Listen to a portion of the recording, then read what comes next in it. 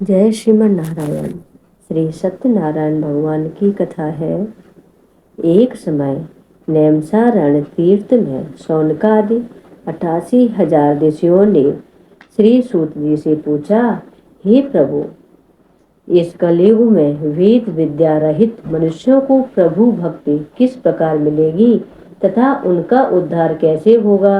हे मुनि, श्रेष्ठ कोई ऐसा तप कहिए जिसमें थोड़े समय में पुण्य प्राप्त हो तथा मनोवांछित फल मिले। वह कथा सुनने की हमारी इच्छा है। सर्वशास्त्र ज्ञाता श्री सूत जी बोले, हे वैष्णवों, मैं पूज्य आप सबने प्राणियों के हित की बात पूछी है। अब मैं उस श्रेष्ठ व्रत को आप लोगों से कहूंगा जिस व्रत को नारद जी ने लक्ष्मी नारायण जी से पूछा था और श्री लक्ष्मी पत्नी मुनि श्रेष्ठ नारद जी से कहा था। सो ध्यान से सुनो। एक समय योगी राज नारद जी दूसरों के हित की इच्छा से अनेक लोकों में विचरते हुए मृत लोक में आ पहुंचे। यहाँ अनेक योनियों में जन्मे हुए प्राय सभी मनुष्यों को अपने अपने कर्मों द्वारा अनेकों दुखों से पीड़ित देखकर उन्होंने सोचा कि किस यत्न के कारण से इन मनुष्यों के दुखों का नाश हो सकेगा। ऐसा मन में सोचकर वह विष्णु लोक को गए। वहां श्वेत वर्ण और 4 भुजाओं वाले देवों के ईश नारायण का, जिनके हाथों में शंख चक्र गदा और पद्म थे तथा वरमाला पहने हुए थे, देखकर वह स्तुति करने लगे। हे भगवान, आप अत्यंत शक्ति से संपन्न हैं। मन तथा वाणी भी आपको पा नहीं सकती। आपका आदि मध्य अंत नहीं है। आप निर्गुण स्वरूप सृष्टि के कारण भक्तों के दुखों को नष्ट करने वाले हो। आपको मेरा नमस्कार है। नारद जी से इस प्रकार की स्तुति सुनकर भगवान विष्णु बोले, हे मुनि श्रेष्ठ, आपके मन में क्या है? आपका किस कार्य के लिए आगमन हुआ है? निसंकोच कहिए। तब नारद जी बोले, मृत लोक में सब मनुष्य जो अनेक योनियों में उत्पन्न हुए हैं, अपने अपने कर्मों के द्वारा अनेक प्रकार के दुखों से दुखी हो रहे हैं। हे नाथ, मुझ पर दया रखते हो तो बताइए, उन मनुष्यों के सब दुख थोड़े से ही प्रयत्न से कैसे दूर हो सकते हैं? श्री भगवान जी बोले, हे नारद, मनुष्यों की भलाई के लिए तुमने बहुत अच्छी बात पूछी है। जिस कार्य के करने से मनुष्य मोह से छूट जाता है, वह मैं तुमसे कहता हूँ। सुनो। पुण्य देने वाला स्वर्ग तथा मृत्यु लोक दोनों में दुर्लभ एक उत्तम व्रत है। आज मैं प्रेम वश होकर तुमसे कहता हूँ। श्री सत्यनारायण भगवान का यह व्रत अच्छी तरह विधान पूर्वक करके मनुष्य तुरंत ही यहाँ सुख भोग कर मरने पर मोक्ष को प्राप्त होता है।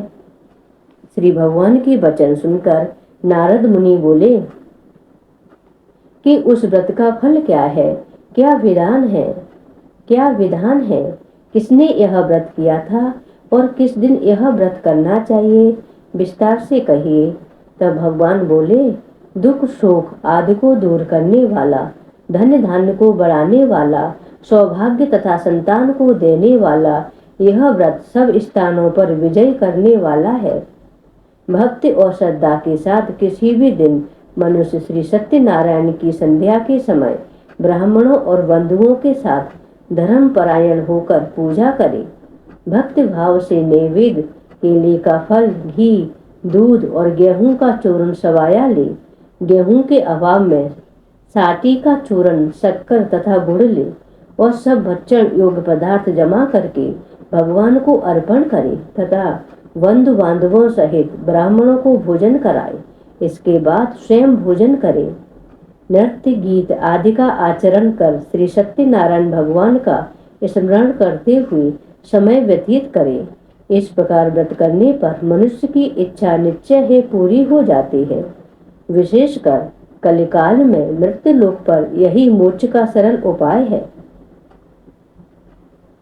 फिर महर्षि बोले, हे ऋषियों, जिसने पूर्व काल में इस व्रत को किया है उसका इतिहास कहता हूँ, ध्यान से सुनो। सुंदर काशीपुरी नगरी में एक अत्यंत निर्धन ब्राह्मण रहता था। वह भूख प्यास से बेचैन हुआ नित्य पृथ्वी पर विचरण करता था। ब्राह्मणों से प्रेम करने वाले भगवान ने ब्राह्मण का रूप धारण कर उसके पास जाकर आदर के साथ पूछा, हे विप्र, तू नित्य दुखी हुआ पृथ्वी पर क्यों विचरण करता है? श्रेष्ठ ब्राह्मण बोला, मैं निर्धन ब्राह्मण हूँ, भिक्षा के लिए पृथ्वी पर फिरता हूँ। हे भगवान, यदि आप इसका उपाय जानते हो तो कृपा करके कहो। वृद्ध ब्राह्मण बोला कि सत्यनारायण भगवान मनोवांछित फल देने वाले हैं, इसलिए हे ब्राह्मण, तू उनका पूजन कर, जिसके करने से मनुष्य सब दुखों से मुक्त हो जाता है। ब्राह्मण को व्रत का सारा विधान बतलाकर वृद्ध ब्राह्मण का रूप धारण करने वाले श्री सत्यनारायण भगवान अंतर ध्यान हो गए। जिस व्रत को वृद्ध ब्राह्मण ने बतलाया है, मैं उसको करूंगा, यह निश्चय करने पर उसे रात भर नींद नहीं आई। वह सवेरे उठा तो सत्यनारायण भगवान के व्रत का निश्चय कर भिक्षा के लिए चला। उस दिन उसको भिक्षा में बहुत धन मिला, जिससे बंधु बांधवों के साथ उसने श्री सत्यनारायण का व्रत किया। इसके करने से वह विप्र सब दुखों से छूटकर अनेक प्रकार की संपत्तियों से युक्त हुआ। उस समय से वह विप्र हर मास व्रत करने लगा। इस प्रकार सत्यनारायण भगवान के व्रत को जो करेगा वह सब पापों से छूटकर मोक्ष को प्राप्त होगा। आगे जो पृथ्वी पर श्री सत्यनारायण भगवान का व्रत किया करेगा वह मनुष्य सब दुखों से छूट जाएगा। इस प्रकार नारद जी से नारायण जी का कहा हुआ यह व्रत मैंने तुमसे कहा। हे विप्रो, मैं अब और क्या कहूँ? ऋषि बोले, हे मुनिवर, संसार में उस विप्र से सुनकर और किस किसने इस व्रत को किया, हम वह सब सुनना चाहते हैं। इसके लिए हमारे मन में श्रद्धा है। फिर महर्षि बोले, हे मुनियों, जिसने इस व्रत को किया है वह सब सुनो।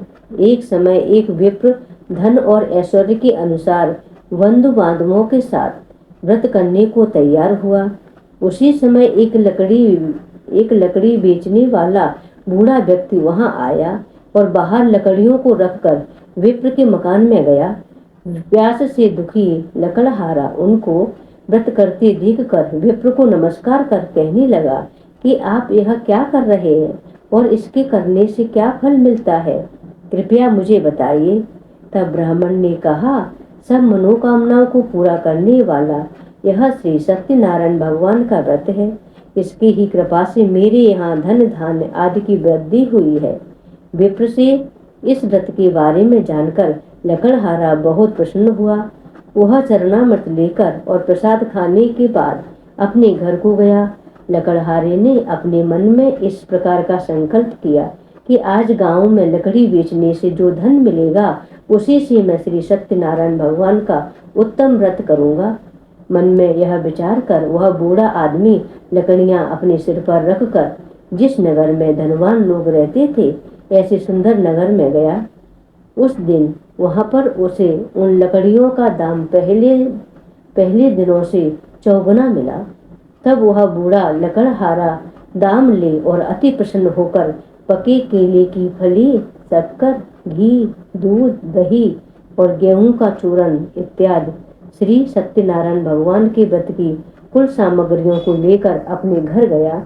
फिर उसने अपने भाइयों को बुलाकर विधि के साथ भगवान जी का पूजन और व्रत किया। उस व्रत के प्रभाव से वह बूढ़ा लकड़हारा धन पुत्र आदि से युक्त हुआ और संसार के समस्त सुख भोग कर वैकुंठ को चला गया। फिर महर्षि बोले, हे श्रेष्ठ मुनियों, अब मैं आगे की कथा कहता हूँ। प्राचीन समय में उल्कामुख नाम का एक बुद्धिमान राजा था। वह सत्यवक्ता और जितेंद्रिय था। वह प्रतिदिन देव स्थानों पर जाता था तथा गरीबों को धन देकर उनकी कष्ट दूर करता था। उसकी पत्नी कमल के समान मुख वाली और सती साध्वी थी। भद्रशिला नदी के तट पर उन दोनों ने श्री सत्यनारायण भगवान का व्रत किया। उस समय वहां एक साधु वैश्य आया। उसके पास व्यापार के लिए बहुत सा धन था। वह राजा को व्रत करते हुए देखकर विनय के साथ पूछने लगा, हे राजन, भक्त युक्त चित्त से यह आप क्या कर रहे हैं? मेरी सुनने की इच्छा है, सो आप यह मुझे बताइए। राजा बोला, हे साधु, यहाँ अपने बांधवों के साथ पुत्रादि की प्राप्ति के लिए एक महाशक्तिमान श्री सत्यनारायण भगवान का व्रत व पूजन किया जा रहा है। राजा की वचन सुनकर साधु आदर से बोला, हे राजन, मुझसे इसका सब विधान कहो, मैं भी आपकी कथा अनुसार इस व्रत को करूंगा। मेरी भी कोई संतान नहीं है और इससे निश्चय ही हो जाएगी। राजा से सब विधान सुन व्यापार से निवृत्त हो वह आनंद के साथ घर गया। साधु ने अपनी स्त्री से संतान देने वाले उस व्रत का वर्णन सुनाया और कहा कि जब मेरी संतान होगी तब मैं इस व्रत को करूंगा। साधु ने ऐसे वचन अपनी स्त्री लीलावती से कहे। एक दिन उसके स्त्री लीलावती पति के साथ आनंदित हो सांसारिक धर्म में प्रवृत्त होकर श्री सत्यनारायण भगवान की कृपा से गर्भवती हो गई तथा 10वें महीने में उसने एक सुंदर कन्या को जन्म दिया। दिनों दिन वह कन्या इस तरह बढ़ने लगी जैसे शुक्ल पक्ष का चंद्रमा बढ़ता है। कन्या का नाम कलावती रखा गया। तब लीलावती ने मधुर शब्दों में अपने पति से कहा कि जो आपने संकल्प किया था कि भगवान का व्रत करूंगा, अब आप उसे करिए। साधु बोला, हे प्रिय, इसके विवाह पर करूंगा। इस प्रकार अपनी पत्नी को आश्वासन दे वह नगर को गया। कलावती पितृगृह में वृद्धि को प्राप्त हुई। साधु ने जब नगर में सखियों के साथ अपनी पुत्री को देखा तो तुरंत ही दूत को बुलाकर कहा कि पुत्री के लिए कोई सुयोग्य वर देख कर लाओ। साधु की आज्ञा पाकर दूत कंचन नगर पहुंचा और वहां पर खोज और देखभाल कर लड़की के लिए कोई सुयोग्य वणिक पुत्र ले आया। उस सुयोग्य लड़के को देखकर साधु ने अपने बंधु बांधवों सहित प्रसन्न चित्त अपनी पुत्री का विवाह उसके साथ कर दिया, किंतु दुर्भाग्य से विवाह के समय भी उस व्रत को करना भूल गया। तब श्री भगवान क्रोधित हो गए और उन्होंने शाप दिया कि तुम्हें दारुण दुख प्राप्त होगा। अपने कार्य में कुशल साधु बनिया जमाता सहित समुद्र के समीप स्थित रतनपुर नगर में गया और वहां दोनों ससुर जमाई चंद्रकेतु राजा के उस नगर में व्यापार करने लगे। एक बार भगवान श्री सत्यनारायण की माया से प्रेरित कोई चोर राजा का धन चुराकर भागा जा रहा था, किंतु राजा के दूतों को आता देखकर चोर ने घबराकर भागते हुए राजा के धन को वहीं चुपचाप रख दिया जहां वे ससुर जमाई ठहरे हुए थे। जब दूतों ने उस साधु वैश्य के पास राजा के धन को रखा देखा तो दोनों को बांध कर ले गए और प्रसन्नता से दौड़ते हुए राजा के समीप जाकर बोले, यह दो चोर हम पकड़कर लाए हैं, देखकर आज्ञा दें। तब राजा की आज्ञा से उनको कठिन कारावास में डाल दिया गया और उनका धन भी छीन लिया। श्री सत्यनारायण भगवान के श्राप द्वारा उनकी पत्नी भी घर पर बहुत दुखी हुई और घर में जो धन इत्यादि रखा था चोर उसे चुरा कर ले गए। शारीरिक व मानसिक पीड़ा तथा भूख प्यास से अति दुखी हो अन्न की चिंता में कलावती एक ब्राह्मण के घर गई। वहां उसने श्री सत्यनारायण भगवान का व्रत होते हुए देखा, फिर कथा सुनी तथा प्रसाद ग्रहण कर रात को घर आई। माता ने कलावती से कहा, हे पुत्री, अब तक कहाँ रही और तेरे मन में क्या है? कलावती बोली, माता, मैंने एक ब्राह्मण के घर श्री सत्यनारायण भगवान का व्रत देखा है। कन्या के वचन सुनकर लीलावती भगवान के पूजन की तैयारी करने लगी। लीलावती ने परिवार और बंधुओं सहित श्री सत्यनारायण भगवान का पूजन किया और वर मांगा कि मेरे पति और दामाद शीघ्र आ जाएं। साथ ही प्रार्थना भी की कि हम सबका अपराध क्षमा करो। श्री सत्यनारायण भगवान इस व्रत से संतुष्ट हो गए और उन्होंने राजा चंद्रकेतु को स्वप्न में दर्शन देकर कहा, हे राजन, दोनों वैश्यों को प्रातः ही छोड़ दो और उनका सब धन जो तुमने ग्रहण किया है दे दो, नहीं तो मैं तेरा धन, राज्य, पुत्र आदि नष्ट कर दूंगा। राजा से ऐसा वचन कहकर भगवान अंतर ध्यान हो गए। प्रातः काल राजा चंद्रकेतु ने सभा में अपना स्वप्न सुनाया। फिर दोनों वणिक पुत्रों को कैद से मुक्त कर सभा में बुलाया। दोनों ने आते ही राजा को नमस्कार किया। राजा मधुर वचनों से बोला, हे महानुभाव, भाग्यवश ऐसा कठिन दुख तुम्हें प्राप्त हुआ है, अब तुम्हें कोई भय नहीं। ऐसा कहकर राजा ने उनको नए नए वस्त्र आभूषण पहनाए तथा उनका जितना धन लिया था उससे दुगना धन देकर आदर से विदा किया। दोनों वैश्य अपने घर की ओर चल दिए। फिर महर्षि बोले, वैश्य ने मंगलाचार करके यात्रा आरंभ की और अपने नगर को चल दिए। उनके थोड़ी दूर निकलने पर दंडी वेशधारी श्री सत्यनारायण ने उनसे पूछा, हे साधु, तेरी नाव में क्या है?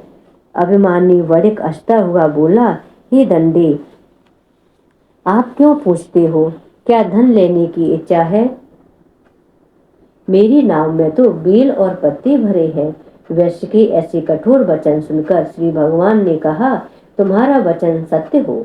दंडी ऐसा कहकर वहां से दूर चले गए। कुछ दूर जाकर वह समुद्र के किनारे बैठ गए।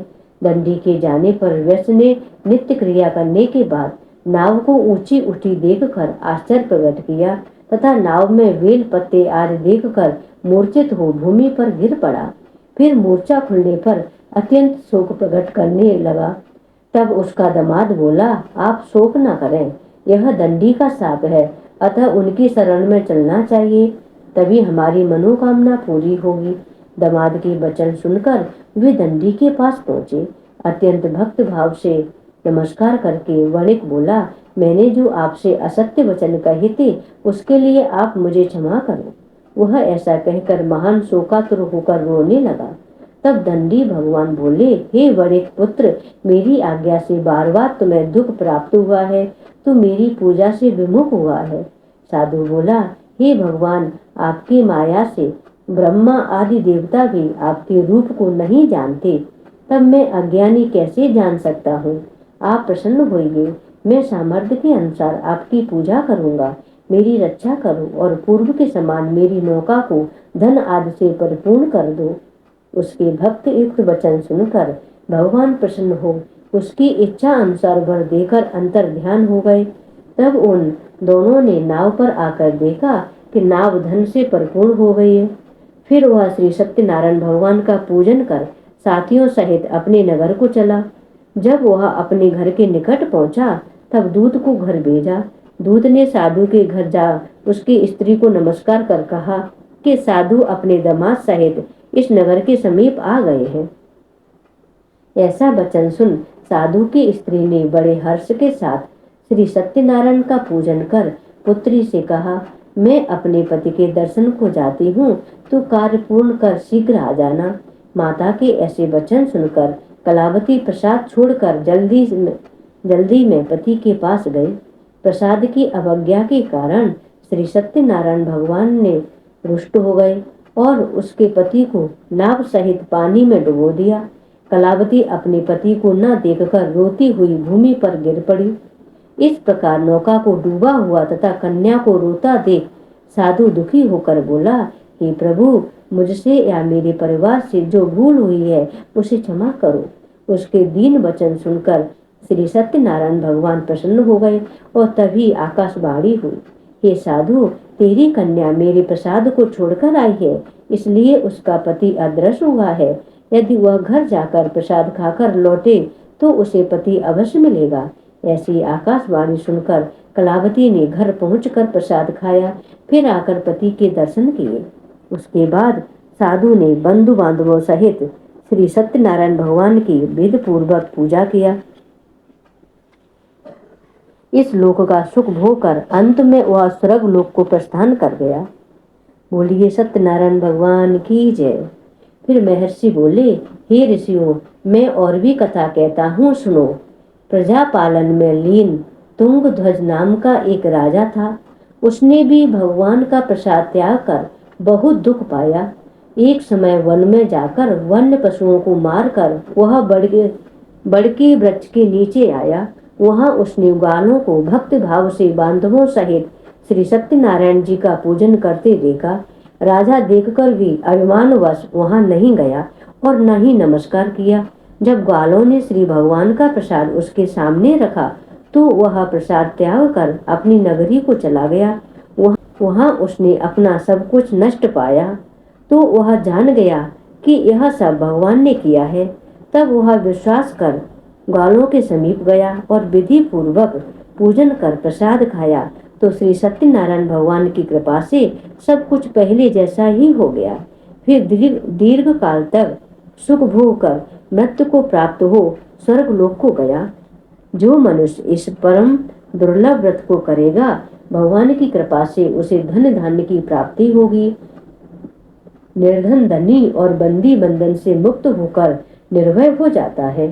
संतानहीनों को संतान प्राप्त होती है तथा सब मनोरथ पूर्ण होकर अंत में वैकुंठ धाम को जाता है।